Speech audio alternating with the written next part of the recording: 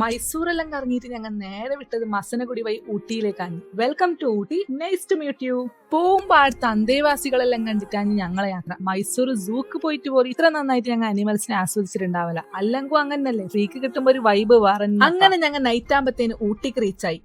ഊട്ടിയിലാണ് ദൂരത്തിലുണ്ട്. ഊട്ടിയിലെ മല ഞങ്ങൾ കേറാണ്. എത്തിയ ക്ഷീണത്തിലല്ലെങ്കിൽ അടുത്ത തണുപ്പിലാന്ന് അറിഞ്ഞിട്ടാ പിറ്റേന്ന് നല്ല ഊട്ടി വ്യൂ കണ്ടിട്ടാണ് എണിച്ചത്. വ്യൂ കാണാൻ വേണ്ടിട്ട് പോരന്റെ മണ്ടയിലെല്ലാം കേറിയിട്ട് നിന്ന്. അങ്ങനെ സ്കൂൾ യൂണിഫോം പോലെ ഞങ്ങൾ വൈറ്റും ഇട്ടിട്ട് കീഞ്ഞി. മംഗലം കഴിഞ്ഞ ഫസ്റ്റ് അല്ലല്ലേ, കുറച്ചെല്ലാം ഇങ്ങനെല്ലാം ഉണ്ടാവും.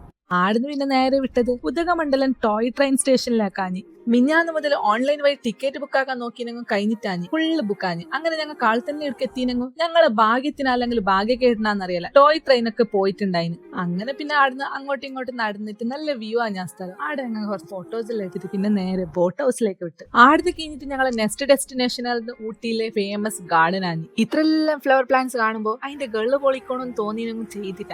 അങ്ങനെ ഞങ്ങൾ ആടെ ഇരുന്നിട്ട് കുറച്ച് റീൽസ് എല്ലാം ആക്കി. കാറിന്റെ കീ ഞങ്ങളിലുള്ള കൊണ്ടെന്തോ ബാക്കിയുള്ളവർ ഞങ്ങൾ അളക്കിയിട്ട് പോയിട്ട.